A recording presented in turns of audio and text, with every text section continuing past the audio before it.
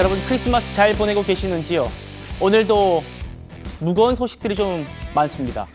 첫 번째는 이겁니다. 계엄 설계자로 지목된 노상원 전 정보사령관의 수첩 내용이 추가로 드러났는데요. 이번에는 NLL에 무인기를 보내서 북한의 도발을 유도하고 체포한 정치인을 백령도 바다에 빠뜨린다. 그런 내용이 적혀 있었습니다. 준비한 화면 먼저 만나보시죠. 이 양반의 수첩에서 정치인, 언론인, 종교인 등에 대해서 수거 대상이다라고 이야기를 하셨는데요. 사살이라는 표현이 있었습니다. 지금 말씀하시는 게 네. 거의 뭐 저희가 조사한 사실이 거 부합한다라고 보면 되겠죠. 부합합니다. 예.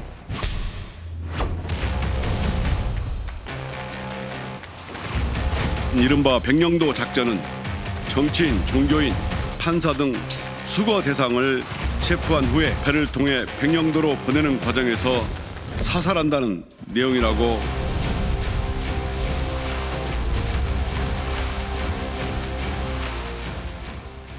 일부 언론에선 이걸 무슨 백령도 작전이라고 명명도 했던데 저희가 확인한 바로는 언론사가 붙인 이름 같습니다. 이 노상원 씨의 수첩에 백령도 작전 그런 표현은 없다고 합니다. 저희 정치단은 기자들이 직접 확인한 신뢰도 높은 정보만을 가감없이 전해드리겠습니다. 보시죠. 자, 안산보살의 혹시 작전 계획이라고 제목을 붙여봤는데요. 이런 내용이 있다는 건 확인이 됐습니다. 무인기를 띄운다. 북한의 포격을 유도한다. 그러면 우리 군이 백령도에서 반격한다. 이현종 의원님. 네. 일단 안산보살 노상원 씨가 이런 작전 계획을 구상했던 것 같아요. 그런데 NLL로 무인기를 띄워서 북한의 포격 유도하고 우리 군이 반격한다. 이런 표현이 있습니다만 실제로 일어나진 않았습니다. 네. 일단 노상원 씨의 어떤 지위부터 먼저 점검을 하면 노상원 씨는 일단 예비역입니다. 그렇지만 김용현 전 국방부 장관과 꽤 오래전부터 친분이 있었고 이번에 어떤 계엄 계획을 실질적으로 어떤 면에서 짰던 그런 역할을 했던 거 아니겠습니까? 그렇기 때문에 이제 이 수첩 한 70쪽 정도 되는 수첩에서 난 내용이 상당히 좀 신빙성이 일단 있다라는 측면은 있을 겁니다. 그리고 예전에 이 777 부대장을 했어요. 이 777 부대라는 건 대북 감청 부대입니다. 그만큼 이제 대북 감청을 하면서 연평도라든지 이런 NLL 부근의 상황에 대해서 꽤 아마 익숙하리라고 저는 생각이 듭니다. 근데 문제는 이제 여기 무인기를 띄우고 북한의 포격을 유도하고 군의 백령도에 반격한다. 뭐 이런 계획이었던 것 같은데 예. 우선 지난 10월 달에 북한 평양상공에 세 차례에 걸쳐서 일단 무인기가 띄워졌지 않습니까? 물론 우리 국방부에서는 처음에는 아니다고 이야기를 했다가 김용현 장관은 NCND를 했죠. 그렇죠. 즉 인정도 시인도 하지 않았습니다. 근데 과연 그러면 이 무인기를 누가 띄웠는가에 대한 일단 문제, 요거 한번 점검해야 될 것 같고요. 그 다음에 이제 계획 자체는 이제 이루어지지 않는 것 같아요. 그거는 아마 이게 우리 군에서 띄웠다고 그러면 북한이 일체 김여정이 말은 세게 했지만 실질적으로 어떤 대응 조치를 하지 않았습니다. 그러면서 이 계획 자체는 사실 이루어지지 않았기 때문에 일단 노상원 씨가 과연 그러면 이거를 본인이 이 김용현 전 장관과 상의하고 적은 것인지 아니면 그냥 본인이 전반적인 어떤 계엄 계획을 짤 때 사실 계엄이라는 것 자체가 북한으로부터 어떤 공격이 있을 때 사실 국가를 수호하기 위해서 가장 큰 목적 아니겠어요? 그런 것들까지도 이제 상정을 한 것인지 이런 부분들은 아마 이제 수사를 통해서 분명하게 좀 규명이 돼야 된다 생각이 듭니다. 예. 수사 당국에서 어떤 점을 규명해야 하는지 이런 부분을 잘 짚어주신 것 같은데요. 이 노상원 씨는 유독 NLL에서 북한 공격을 어떻게 유도하려고 했느냐 이렇게 질문한 기자가 있었는데 그 기자를 노려보기도 했습니다.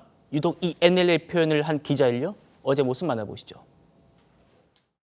수첩에 누구 사살하라고 썼습니까? 수첩 메모 내용 누구와 상의했습니까? NLL 북한 공고는 어떻게 유도하려고 했습까? 비상계엄 윤 대통령이랑 직접 소통했습니까? 수사단 별도로 꾸리려고 하신 건가요? 계엄 후에 어떤 역할 맡으려 하셨나요? 대응 헤드 2차 계엄도 모두 하셨나요? 자, 김영주 의원님. 일단 실행된 건 없는 것은 확실하죠. 네, 그렇습니다. 그렇죠. 네.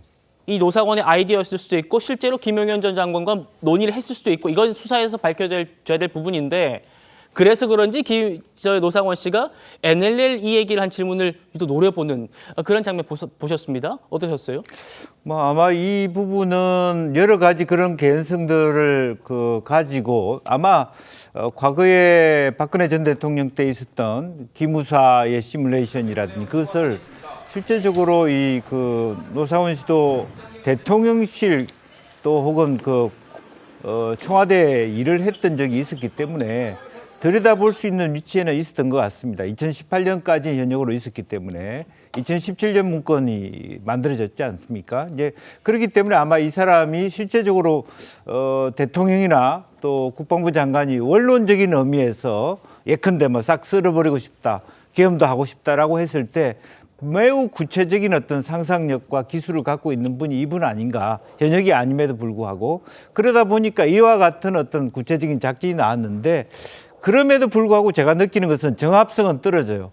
정치인들을 수거해서 어떻게 백령도로 보낼 것이며 그것을 어떤 방식으로 국민에게 설명할 것이며 북의 유도를 어떻게 할 것인가라고 하는 부분에 대해서는 상당히 모든 면이 갖춰져야만 가능한 시나리오라고 보고 예. 실질적인 이 시나리오니 성공하거나 실행될 가능성은 매우 낮아 보입니다. 그렇기 때문에 김용현 장관도 좋은 아이디어 중에 하나로 들을 수는 있지만 이것이 그렇다고 짝짝꿍할 만한 정도의 숙성된 것은 아니었지 않았겠나, 저는 개인적으로 그렇게 보여집니다. 알겠습니다. 제가 짚어드린 대로 NLL이 무인기를 띄우고 북한의 포격을 유도하고 우리 군이 백령도에서 반격하는 이런 일은 벌어지지 않았습니다. 그러면 이 수첩에 있는 건 무슨 내용일까? 야당은요, 여기에 집중합니다. 지난 10월에 평양 상공에 무인기가 떴었잖아요. 그 상황을 얘기하고 있는 겁니다. 그때 북한 얘기부터 들어보시겠습니다.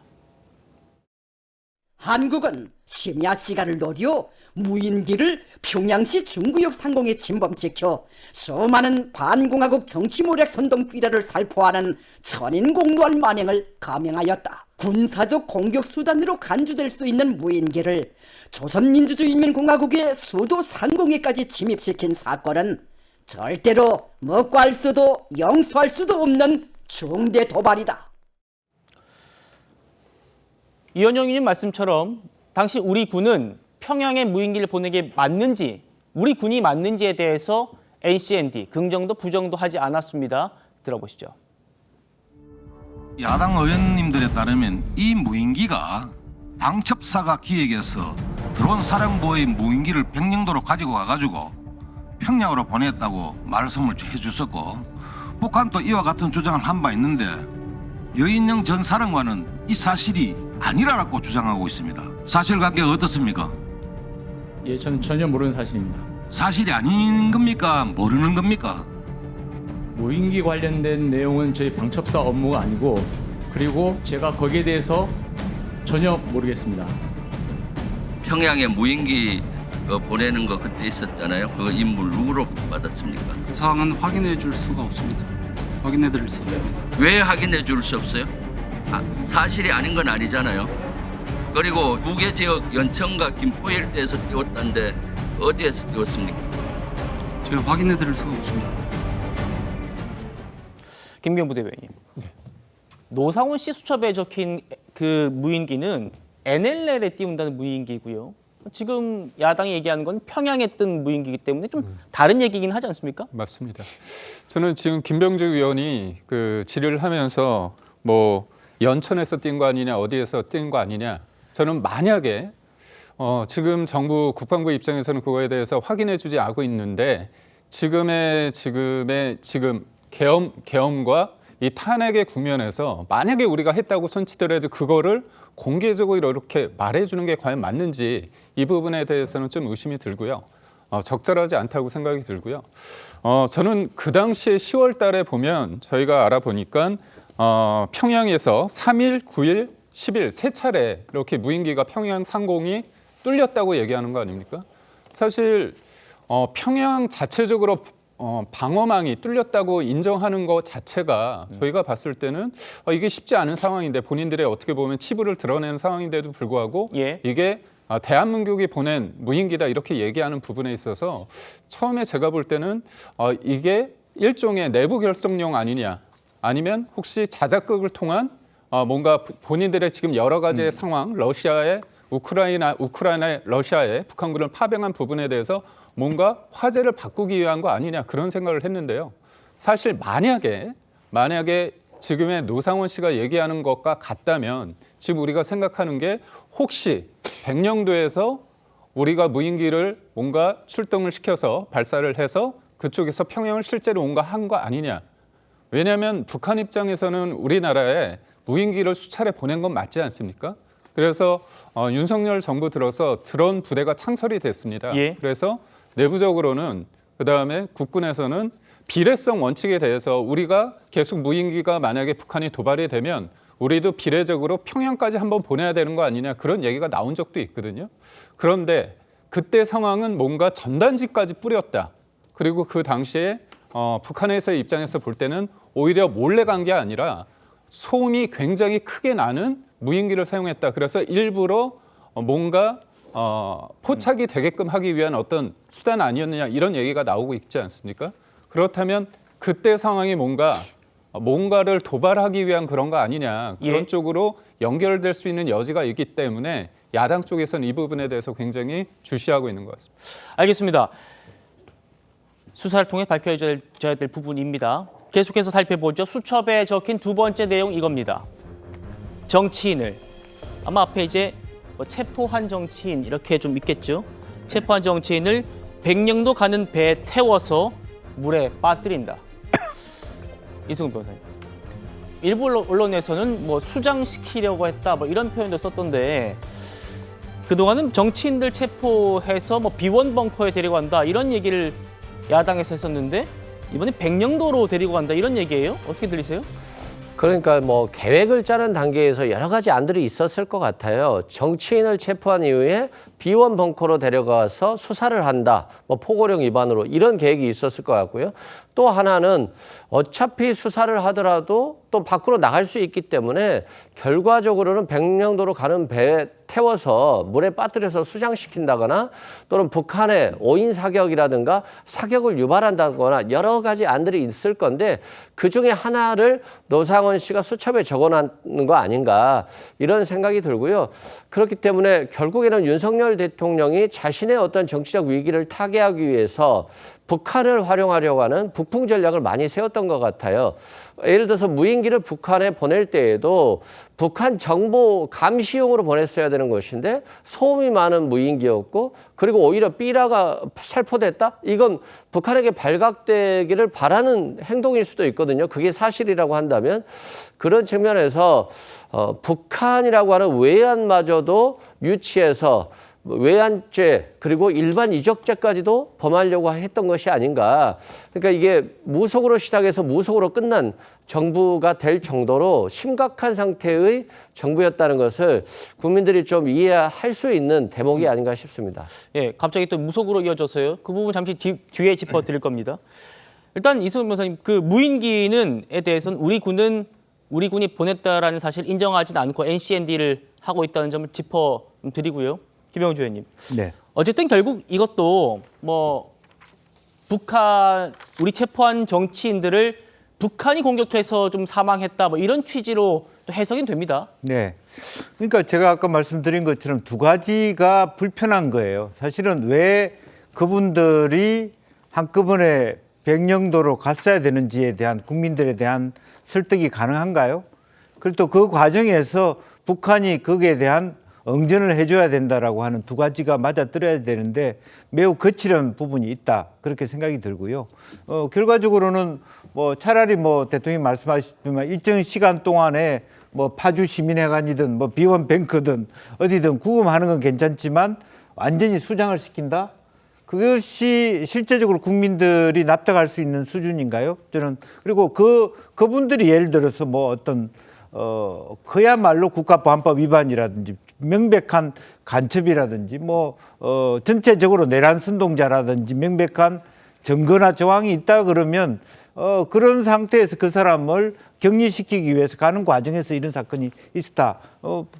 국민들이 일정 정도 동의할 수 있다 하더라도 명백히 14명이든 16명이든 국가 주요한 뭐 의장이나 당대표나 이런 분들을 왜 백령도로 가야 됐는지 혹은 왜 어떻게 그 북한의 그 사살에 의해서 돌아갔다라고 설명했을 때 그것이 국민들이 그걸 받아들일 수 있을 것인지 예. 저는 그런 면에서 아무리 이 계획이라 하더라도 실행되기는 어려운 어떤 초기적 단계에서의 상상이다 저는 그렇게 봅니다. 알겠습니다. 지금 보여드리고 있는 이 수첩 내용은요. 저희 취재진이 수사당국을 통해서 확인한 내용을 보도해 드리는 거고요. 그것만 저희는 보도해 드린다는 말씀을 한 번 더 드리겠습니다. 또 이 수첩 내용이 실제로 실현됐는지 이건 정확하지 않습니다. 수사를 통해서 더 밝혀져야 될 부분이라는 점도 다시 말씀드리겠습니다. 노 씨가 누구를 체포해서 누구를 수장시키겠다고 한 건지 그 명단도 저희가 물어봤는데요. 아직 특정이 안 된답니다. 다만 이 한 사람 이름은 확실하게 있었답니다. 수거 대상, 사살, 이성윤 민주당 의원. 아시는 것처럼 윤석열 대통령이 검찰 재직 시절에 마찰을 빚었던 분이죠. 이 이성윤 의원이요. 이 보도가 나간 뒤에 즉각 반발했습니다. 들어보시죠. 내란숙의 윤석열은 제가 그리도 싫었습니까? 노상원 전 정보사령관 수첩에 적힌 그 발상이 그저 놀라움과 충격일 뿐입니다. 저는 버거보살 노상원이 누군지 알지 못합니다.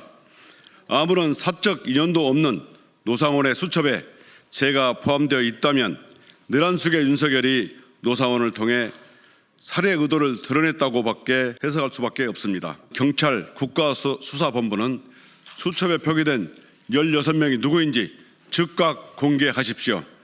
백령도 작전이 얼마나 반헌법적, 반인권적인지 명백히 밝혀야 합니다.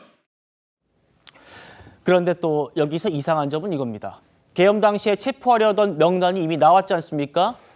검찰의 공소장에도 구속영장 청구서에도 적혀 있습니다. 그 명단은 지금 보시는 바와 같은 14명입니다. 연중 의원님. 네. 그런데 이 14명 명단에 이성윤 의원은 없습니다. 네. 지금 일단 명단이 이 명단은 기본적으로 일단 이 개선 라인, 즉 이제 국정원 1차장이라든지 그다음에 이제 경찰청장이라든지 당시 방첩사령관이라든지 이런 사람들에게서 확인된 명단이에요. 그렇죠. 근데 여러 지금 복수의 관련자들의 그렇죠. 진술로 확인된 14명이죠. 네. 근데 지금 이제 노상원 씨의 수첩에는 이제 이성윤 의원도 있었다라는 이야기인데, 자, 근데 저는 이게 일단 이거 자체가 굉장히 불법입니다. 왜 그러냐 하면 지금 이 명분은 뭐냐면 포고령 위반이잖아요. 근데 문제는 포고령이 내려지기 전에 이미 명단이 다 내려간 겁니다. 즉 포고령을 위반한 게 아니고 기본적으로 그 전에 어떤 일로 인해서 결국 이 체포 명단이 들어간 거 아니겠습니까? 보통 계엄령이 내려지면 어떤 요인들을 체포를 할 때는 포고령 위반으로 체포를 하는데 문제는 이 사람들은 이미 포고령이 발동되기 전에 이미 명단이 다 내려가서 실제로 위치 추적이라든지 이런 걸 지금 했다는 거 아니겠습니까? 그런 걸로 보면 결국 이제 이 윤 대통령이 이게 만약에 지시되는 게 사실이라고 그러면 사실상 자기와의 어떤 정치적인 적대 관계에 있었던 사람들 또 하나 한 부류는 그다음에 부정선거와 관련된 사람들, 즉 중앙선관위원장이나 등등, 그다음에 이재명 대표 사건과 관련된 사람들. 그러니까 그거는 이제 뭐 김명수 대법원장이라든지 권순일 전 대법관이라든지 지금 사실 조지호 청장의 어떤 이 주장에 따르면 김동연 부장판사도 있었다는 거 아니겠습니까? 바로 최근에 위증교사 사건을 무죄를 내렸었죠. 거기에 있는 부류들. 자, 거기에다가 이제 한동훈 대표가 있습니다. 그 결국은 이게 이 윤석열 대통령과 어떤 면에서 보면 반대편에 있었거나 본인이 뭔가 불편했거나 껄끄러운 사람들, 그런 정적인 정적 관계에 있던 사람들을 사실상 이 체포 명단에 넣은 게 아닌가라는 의심을 할 수밖에 없죠. 그렇다면 이거는 명백한 불법 행위입니다. 왜냐하면 포고령이 예를 내려져서 할 때는 모르겠지만 이 사람들은 이미 그 전에 위치 추적이나 그런 것들이 다 됐던 것이고, 예. 그다음에 지금 노상원 씨의 주장에 따르면 사실은 처음에 계획 자체는 이제 뭐 북한에 도발 이런 거 했지 않습니까? 근데 이게 전혀 어떤 면에서 보면 근거가 없는 게 아니라 사실 우리가 지난 1997년도에 15대 대통령 선거를 앞두고 총풍 사건이라는 게 있었습니다. 당시 한나라당 이회창 후보를 지원하기 위해서 청와대 행정관 3명이 중국에 가서 북한 측을 접촉해서 휴전선에서 총격 사건을 일으켜달라. 이 부탁을 내리는 바람에 총풍 사건이 일어나서 다 유죄가 내려졌던 사건이 있었어요. 그 이후에 지금 이런 부분들이 또 나타나는 거 아니겠습니까? 그리고 또 하나는 이제 지금 정치인 체포. 그러니까 단순히 그렇기 때문에 이렇게 이루어진 걸 보면 특히 윤 대통령이 지금 홍장원 1차장, 그다음에 조지호 청장 예. 다 전화를 해서 이 사람들에 대한 이야기를 했다는 예. 거 아니겠습니까? 그렇다면 이번 계엄의 목적이 단순히 경고용이 아니라 자신의 정치적인 어떤 정적들을 뭔가 어떤 제거하고 뭐 탄압하기 위한 그런 목적이 아니었는가 하는 걸 좀 증명해 주고 있는 것 같습니다. 예, 일단 그 부분도 수사를 통해 확인돼야 될 부분이고 지금 최초 체포 명단 14명이었고요. 이 수첩에는 뭐 16명이라는 숫자도 나온다고 하는데 하지만 그 16명이라는 숫자 안에 이 지금 보여드리고 온 이 사람이 다 있다는 보장도 없습니다. 그 수첩에는 하나하나 이름이 다 적혀 있는지 아니면 16이라는 숫자만 적혀 있는지 그건 모르겠어요. 어쨌든 이 부분도 좀 살펴봐야 될 부분인데 특수단 관계자도 이렇게 얘기하고 있습니다. 단순히 노사령 전 사령관의 혼자만의 생각을 적은 건지 실제로 김영현 전 장관과 계엄을 모의했는지는 확인되지 않았다. 실제로 NLL 무인기 도발은 없었고 정치인을 배로 수송하는 것도 없었고 정치인을 체포해서 뭐 물에 빠뜨린다든지 사살했다든지 이런 것도 없었긴 합니다. 일단 이 수첩을 바라보는 검찰과 경찰의 시선 차이도 좀 있습니다. 김기훈 부대변인. 지금 경찰은 이 노상원 씨를 계엄 주동자, 설계자라고 지금 거의 확정을 한 것 같고요. 저 수첩의 신빙성도 대단히 높다 이렇게 보는 것 같은데 이제 검찰은 송치되지 않았습니까? 근데 검찰은 김영현의 조언자에 불구하고 뭐 실제 일어난 것도 없고 그렇기 때문에 좀 우리가 좀 단단하게 좀 살펴봐야 한다 이런 입장인 것 같아요. 아무래도 검찰과 경찰이 처음에 인신구속을 누가 했느냐에 따라서 이 의미부여가 좀 다른 것 같습니다. 사실 경찰이 어떻게 보면 검찰에 비해서 인신구속의 속도가 좀 느리지 않았습니까? 검찰은 이른바 가장 중요하다고 생각하는 어떻게 보면 김용현 전 장관, 그리고 방첩, 그다음에 수방, 그다음에 이쪽 특수, 사령관 이분들의 어떤 인신을 구속하고 그때 그날의 상황에 대해서 우리가 실질적으로 TV를 통해서 목도할 수 있는 상황 속에서의 그런 역할, 그런 쪽에서 실질적으로 김용현 전 장관이 이 계엄을 대통령에게 건의를 하고 실제로 연출하고 기획을 했다, 지휘를 했다 이런 쪽에 무게를 많이 두고 이 사안을 보고 있는데 경찰은 이제 뒤늦게 어떻게 보면 노상원 씨에 대해서 체포를 하고 그 자택에서 어떻게 보면 그 수첩을 발견한 거 아닙니까? 그렇다면 그 수첩 속에서 지금의 상황을 조금 예측할 수 있는 하지만 실행은 가지 않았지만 예를 들어서 뭐 14명이다, 15명이다 이런 어떤 사람들이 언급되기 때문에 뭔가 가능성이 있는 부분이 있겠죠. 특히나 그리고 이분이 어떻게 보면 뭐 점집 또 다른 어떤 그 점집을 찾아가서 본인이